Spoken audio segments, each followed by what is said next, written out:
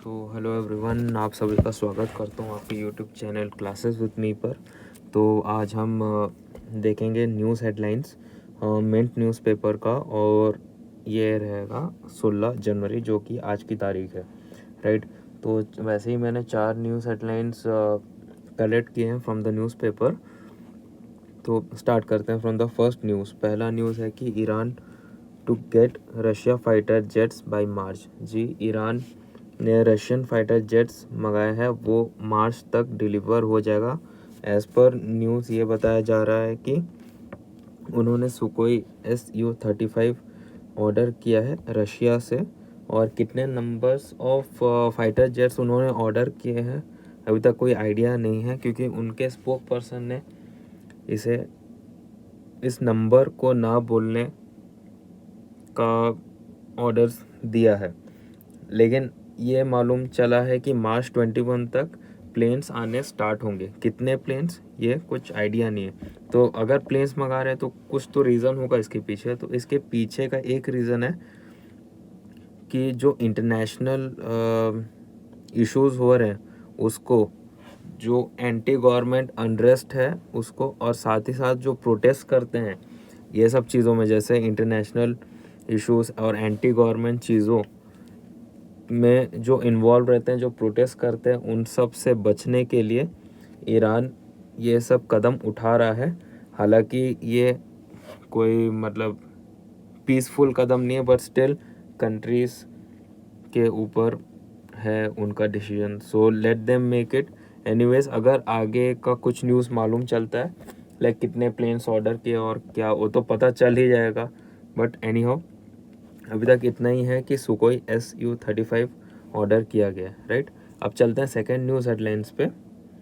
Second news headlines है हमारे China, क्या बोलूँ, चाइना के ऊपर। वो WHO जो कि चाइना फंडेड है ऑब्वियसली, अपील करता है चाइना को रिलीज़ करने के लिए ज़्यादा इन्फॉर्मेशन कोविड-19 के ऊपर। जैसे कि आप लोग अभी दिसंबर में ये न्यूज़ फैला था कि 50 से 60 हज़ार डेथ्स हो रहे हैं पर डे चाइना में।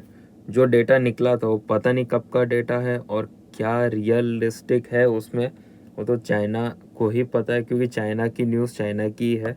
वो अगर बोलेगा A फॉर एप्पल तो उनको A फॉर एप्पल ही बोलना पड़ेगा, और A फॉर बॉल बोलेगा तो A फॉर बॉल ही बोलना पड़ेगा, वो भले ही गलत हो या सही हो।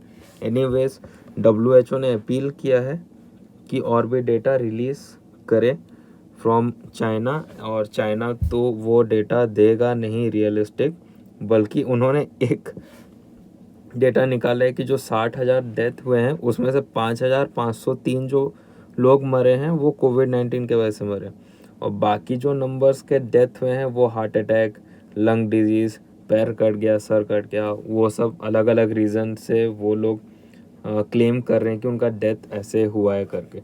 हालांकि ये मालूम चल रहा है इंडिया में कि हर दिन 2 लाख से 2,50,000 टेस्ट किए जा रहे हैं कोविड-19 पे, और उसमें से रफली 150 200 केसेस निकल रहे हैं जो कि हॉस्पिटलाइज नहीं है और जो डेथ्स भी नहीं है।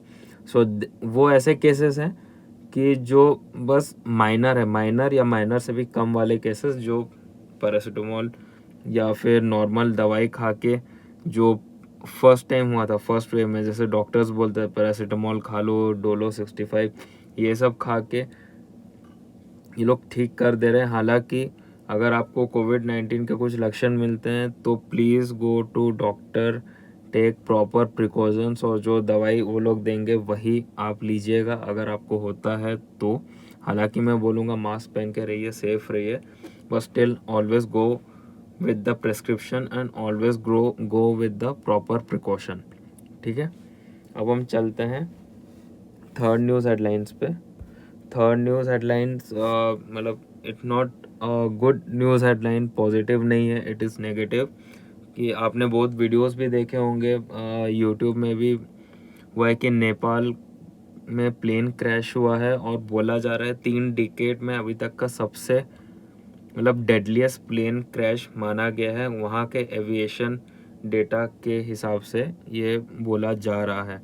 कितने डेथ्स हुए हैं? 68 people were killed in deadliest plane crash और प्लस बाकी क्रू मेंबर्स भी उसमें इंक्लूडेड है। क्रू मेंबर्स मीन पायलट और एयर होस्टेस। और अभी तक देखा जाए तो कोई इमीडिएट और क्लियर रीज़न मालूम नहीं चला है इस एक्सीडेंट का।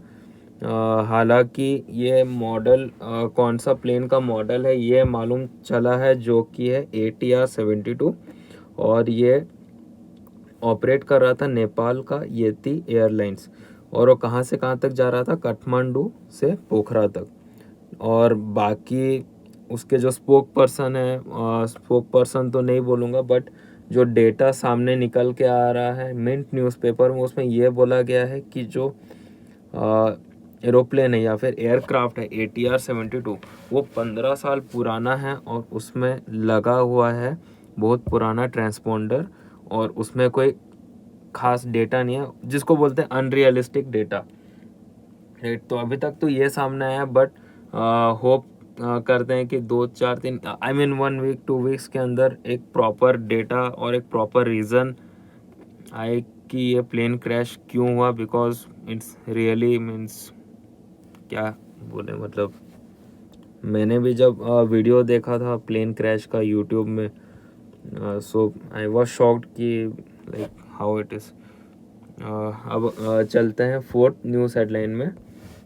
फोर्थ न्यूज़ हेडलाइन है इंडिया और रशिया के बारे में। इंडिया ने रशियन ऑयल इंपोर्ट करता था, कहाँ से इंपोर्ट करता था, Russia, then Iraq and then Saudi Arabia, right.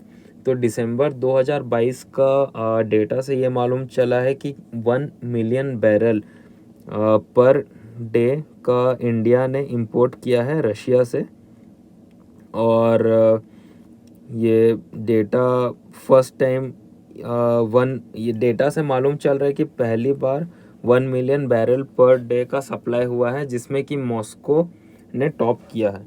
अगर अक्टूबर का डेटा देखा जाए तो अक्टूबर में उन्होंने 93,556 बैरल्स पर डे का इंपोर्ट किया था directly from Russia, which is close to 1 million but not 1 million. हालांकि दिसंबर में उन्होंने ये माइलस्टोन कंप्लीट किया।